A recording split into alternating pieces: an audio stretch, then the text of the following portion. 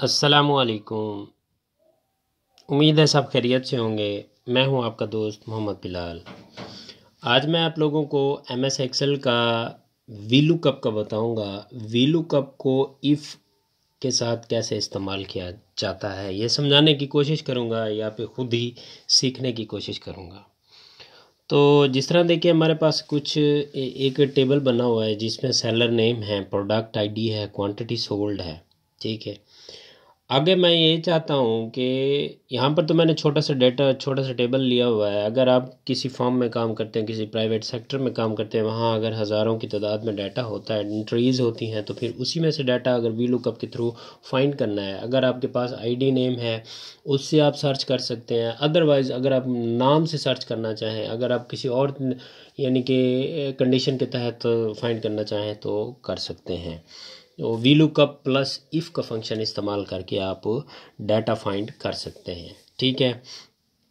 जिस तरह देखें यहाँ पर मैंने आईडी एंड नेम लिखा हुआ है और उसके अगेंस्ट उसकी क्वांटिटी सोल्ड फाइंड करना चाहता हूँ।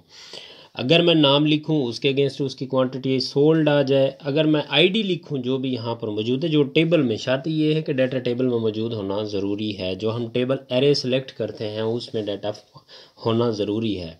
उससे हट कर होगा तो वो एन एरर दे देगा, जो भी एरर होगा वो एरर दे देगा। ठीक है ना। तो आईडी एंड नेम की बेस पर क्वांटिटी सोल्ड फाइंड करना चाहता हूँ।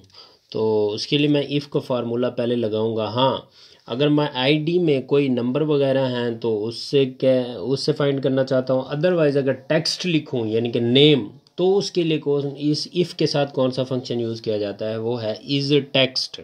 हमने टेक्स्ट फाइंड करना है ना, नेम टेक्स्ट में होते हैं, तो ये इज़ टेक्स्ट का फार्मूला भी साथ इस्तेमाल किया जाता है।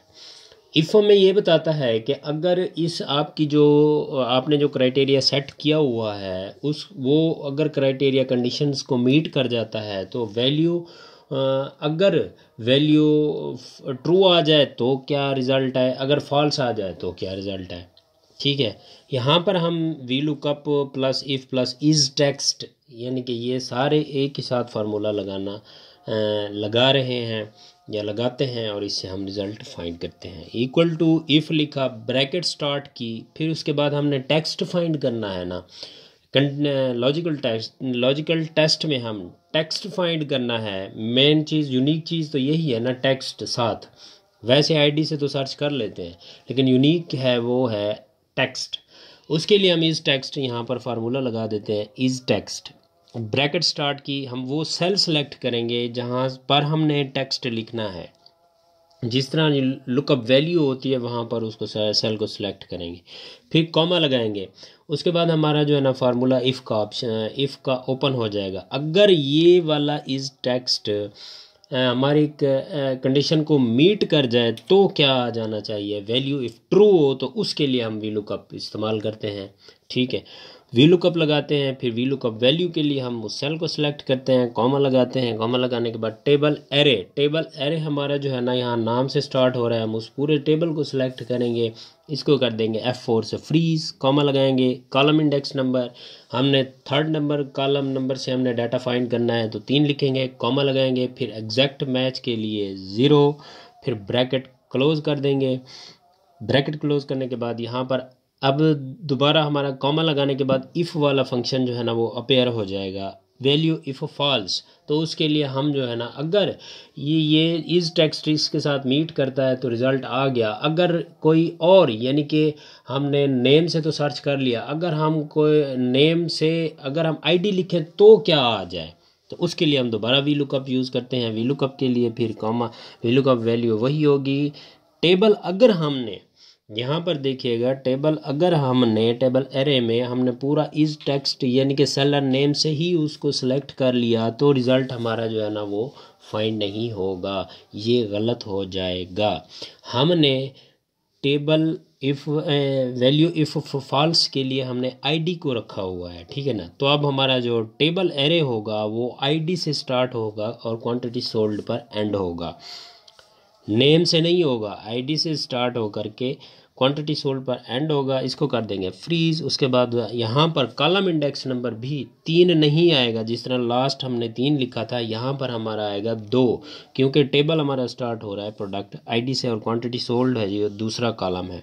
यहाँ पर हम लगाएंगे 2, कॉमा लगाएंगे, 0 लगाएंगे, ब्रैकेट पहली इस वी लुकअप फॉल्स के लिए जो हमने वी लुकअप लगाया था उसको उसका ब्रैकेट क्लोज करेंगे, फिर ट्रू के लिए, फिर हम इफ़ के लिए एंटर प्रेस करेंगे। एन एरर आ गया। अब हम यहाँ पर कोई नाम दें या आईडी दें, उसके अगेंस्ट उसका रिज़ल्ट आ जाएगा।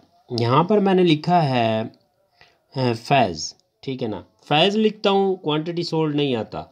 अगर उसकी प्रोडक्ट आईडी लिखता हूँ तो आगे आ जाता है। इट मीन यहाँ पर जो नेम लिखा हुआ है यहाँ पर छोटी सी मिस्टेक ज़रूर है।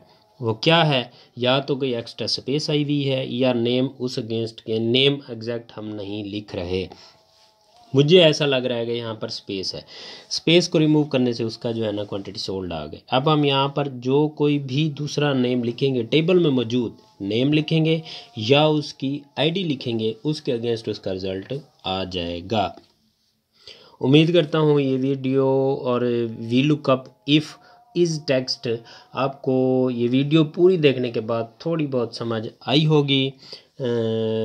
मज़ीद इस तरह की वीडियोस हासिल करने के लिए आप हमारे फेसबुक पेज को फॉलो करें, यूट्यूब चैनल को भी सब्सक्राइब करें और जो वीडियोस आती हैं उसको दोस्तों में ज़्यादा से ज़्यादा शेयर करें, ताकि जो एक्सेल लर्नर है या सीखना चाहता है वो इस वीडियोस से मुस्तफ़ीद हो सके।